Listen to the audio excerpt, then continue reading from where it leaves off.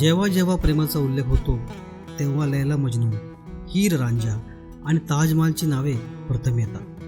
ताजमहाल हे प्रेमाचे प्रतीक आहे, ज्याने साऱ्या जगाला वेड लावले आहे. मुमताजच्या स्मरणार्थ शहाजहानने बांधलेली ही इमारत जगातील 7 आश्चर्यामध्ये गणली जाते. पांढऱ्या संगमरवरी असलेली ही समाधी पाहण्यास अतिशय सुंदर आहे, ज्यामध्ये दगडांचे कुशल काम केले आहे. तुमच्यापैकी अनेकांनी ते आग्र्याला जाऊन पाहिलेही असेल आणि केवळ वास्तवातच नाही तर तुम्ही ताजमहाल किमान फोटो किंवा व्हिडिओमध्ये तरी पाहिला असेलच ना.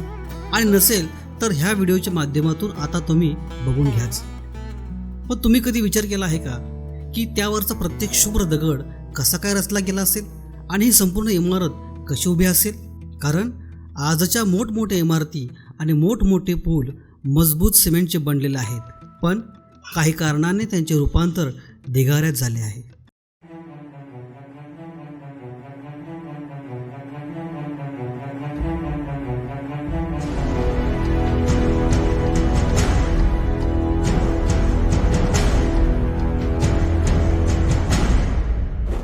मग 1668 मध्ये बांधलेला ताजमहाल आजपर्यंत कसा टिकून राहिला?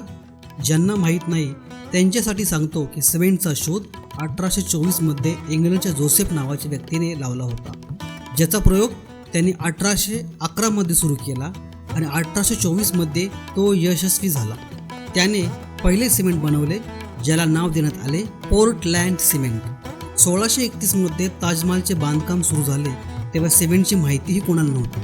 मग तो कसा बनवला गेला, तेही एवढ्या मजबूतीने, आणि आजही तो तटस्थपणे उभा आहे नवीन पिढीला आपला इतिहास सांगायला. काय झाले, विचारात पडला?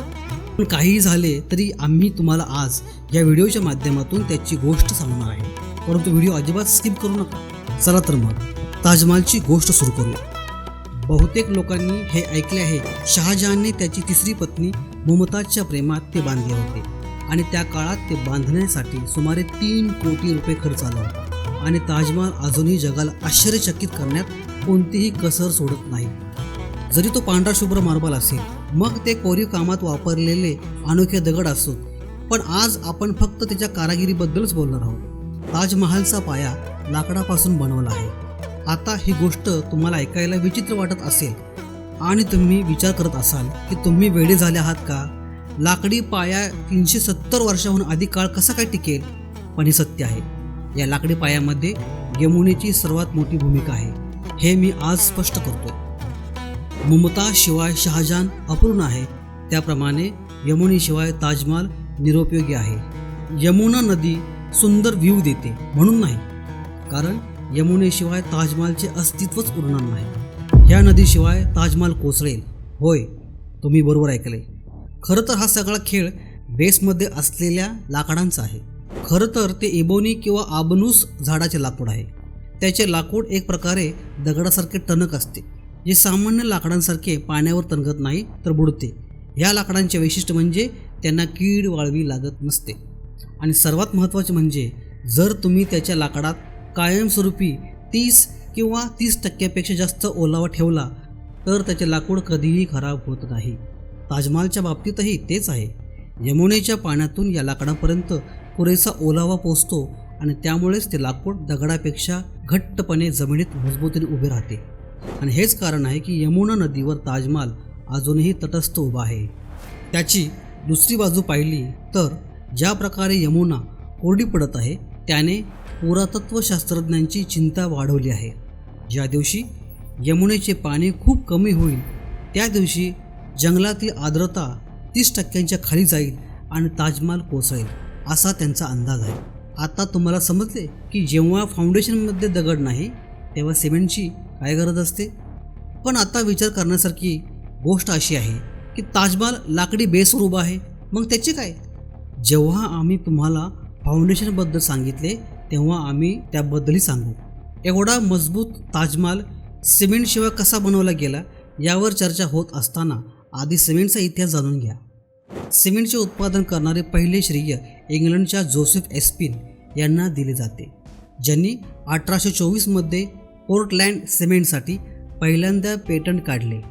1811 मध्ये त्यांनी सिमेंट बनवण्याचा प्रयोग सुरू केला आणि 13 वर्षांच्या मेहनतीनंतर 1824मध्ये त्यांनी जगातील पहिले सिमेंट बनवले, ज्याला पोर्टलँड सिमेंट असे नाव देण्यात आले.